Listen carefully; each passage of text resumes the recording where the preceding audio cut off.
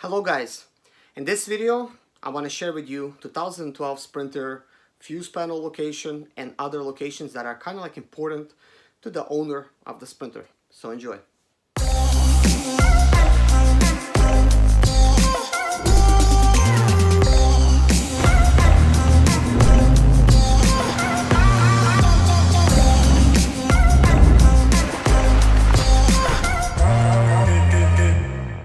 Hello guys and welcome to another day with Zimaleta. Today I'm in my 2012 Sprinter. I want to show you the location of fuse boxes. Yeah, first of all you will see there's like two lids over here of fuses.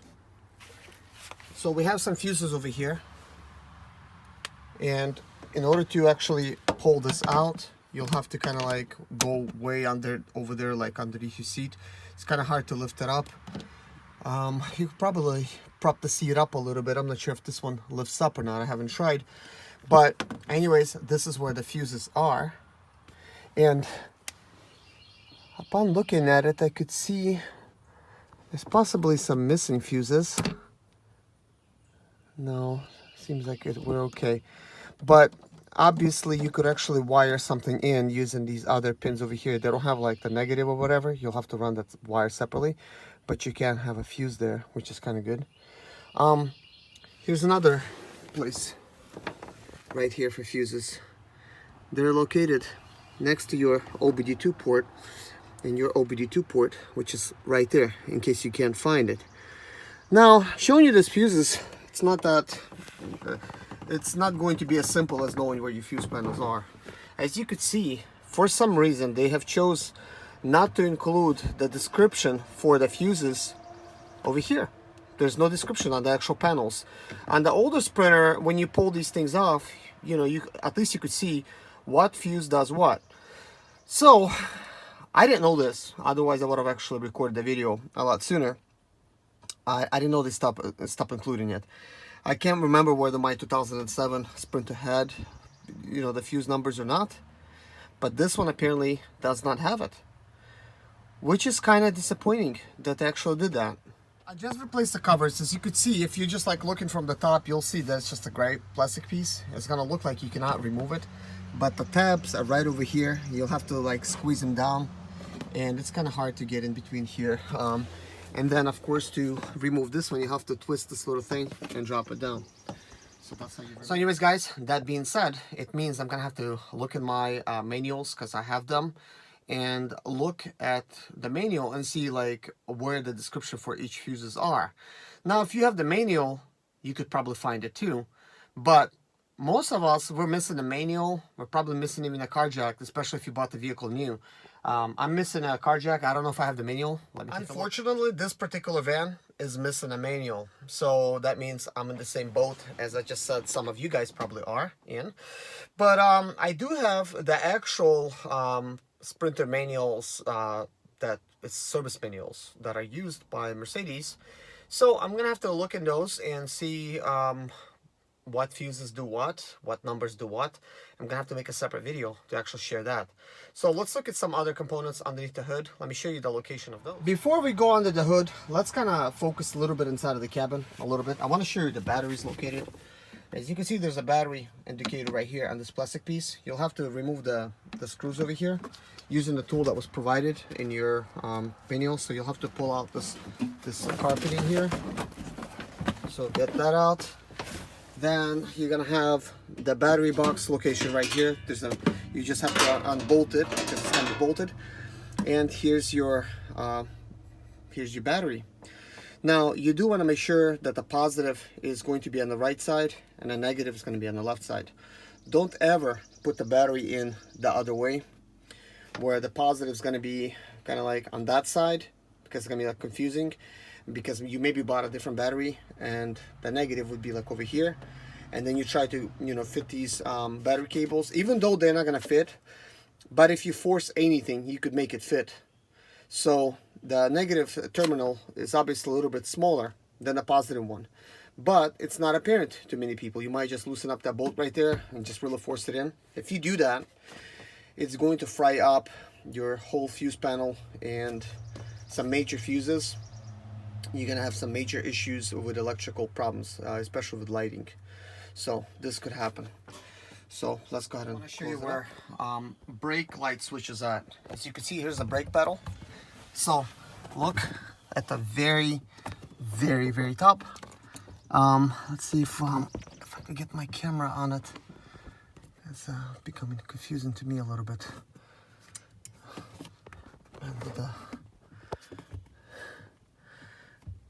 Okay, you could kind of see it. You see that little white thing sticking out? Way on top over here, right there. I'm touching it right here with one of my fingers. That thing. That's your brake light switch. It's very hard to get a good angle on it. Let me try to do a little bit more. Here we go. We got my hand out. See, like when I release it, you could see, well, when I press the brake, it actually, it exposes, the actual piece. This does fail when you let go of your brake and it goes further than it's supposed to. Then it causes the brake light switch to fail. Replacing it, it's fairly straightforward. Not a lot of space to try to do it, but you'll have to push it forward. You'll have to climb in there with your hand, and I can't really do it right now because I'm recording with the right hand. But you're gonna have to come in on the right side of that brake light switch, and you're gonna have to first disconnect the electrical. Then you're going to have to push it forward. You might want to release your, push down on your brake at the same time. And you see those tabs right there? You're going to have to like twist it in a counterclockwise position and then pull it out. And this is why you're going to have to like push it forward towards the brake pedal piece, to get it released. It's very difficult. You might cut up your hands doing it, so be careful. All right, next, I want to show you the location of your jack. Now, you would need to maybe have some kind of coin, or you could kind of like squeeze it down real hard and that's the sound. This is the location of your jack. Obviously, the guy that sold it to me took the jack. He actually took the tool that's used for pulling this printer. I did ask for that tool back. He did give it back to me, claim he bought it, but it's got clearly Mercedes symbols on it. He said he bought a Harbor Tool and Freight, which is a lie.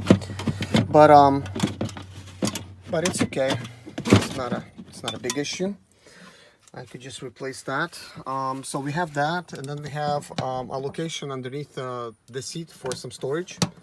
And then we have another location box over here for whatever you want to use. Could be some extra spare tools, stuff like that. That's what I would use it for. We have like a big cup holders here. We got some tools. My tools back here. Gotta pull them out because I will lose my tools. Usually put them indoors. So obviously we got the glove box over here. This is still original owner stuff. Chose to leave it in. Some of you guys may wonder, where's your parking brake? Here it is. And I know it's it seems like you know where it is, but believe me, I had questions about that before. So we do have a 12 volt cigarette lighter plug over here, and we should have another one on the inside. There it is.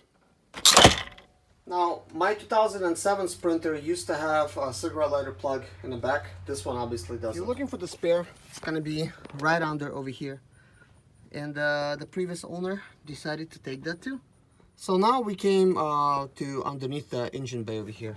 You'll pop it open. I do want to show you guys some components where some stuff is located. So over here we have the air filter, which is quite obvious. This is where that is. We have the positive battery light terminal. You'll have to twist it in case your battery runs out. You're gonna have to attach it to this. I'm showing you this stuff because, guys, believe me, how many times I've seen people do it the wrong way. Here's a negative battery terminal. I see people trying to attach it over here. It's not the correct place. It's painted. You're not gonna have a good ground. This is actually got a good ground. This is where you put the battery cable connector over there. Now you look at the bottom over here. We have the ECU. It's actually located underneath the hood on the newer model.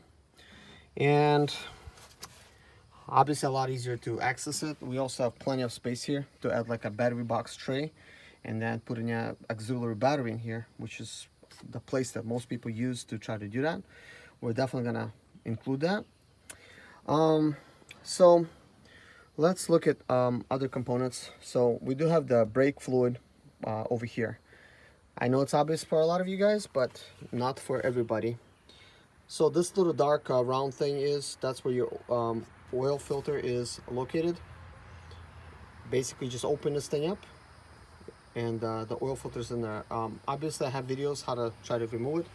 It's not that simple. You're gonna need a special tool. So the DEF fluid is located right here. You'll have to undo this and pour some DEF fluid in there. Don't try to get it confused with another port. So the oil goes here. The oil dipstick is here. Now the transmission fluid goes there, and that's where the transmission dipstick is at. Let me give you guys a closer look. You see there's a pipe that's sticking in front of it, and there's a thing that looks kind of like red. I don't even know if I could point it correctly over here, but you're gonna need to pull that red piece out, that little tab. You could do it through the bottom, or you could pry it up with a screwdriver on the very top. You're gonna need to pull it out just so you could pull that piece out. It does not come with a dipstick. You're going to have to buy a dipstick I bought off Amazon. It was fairly cheap. Can't remember what I paid for it, but I'm gonna put a link in the description. Here we have like the measurements, and it shows, this is upside down, but it shows 25 degrees over here, 80 degrees over here. If you are trying to measure your fluid level, you want to measure it with the vehicle being on at full operating temperature.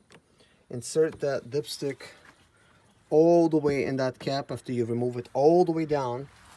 It's gonna go to the bottom, you know, where it can't go further anymore. Part of the dipstick is going to be still sticking out. It's okay, that's normal. You just want to make sure that's at the bottom, and then you check it like that with the engine being. Here's where your radiator fluid goes, inside of over here, inside of this tank. Here's where your cabin filter is located. So just simply replace it here. It's a lot easier to do it on this one than it is on the newer model. Here's your mass air flow sensor. It's located right over here. This printer does have two belts, and it's not a piece of cake to replace it like it is on the T1N. There's definitely two of them.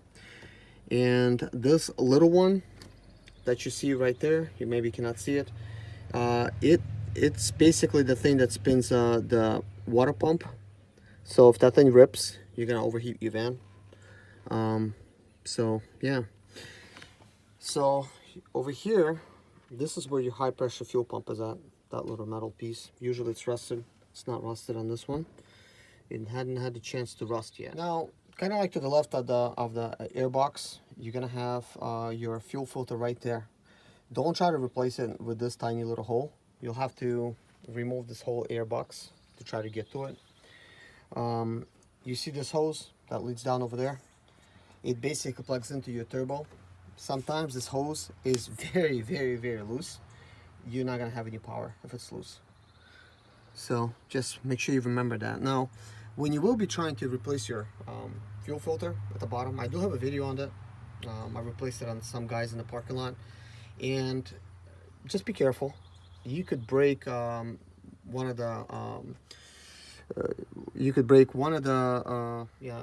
fuel injector return fuel lines. So fuel injector return fuel line, you're gonna break it, and it's gonna cost you 118 bucks to try to actually replace it. So maybe sometimes replacing your own oil, if you don't do it correctly, could actually cost you some extra money.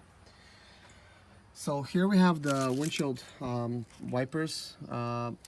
Obviously this one does not have any cases over it. Maybe this is the way it comes, I can't remember.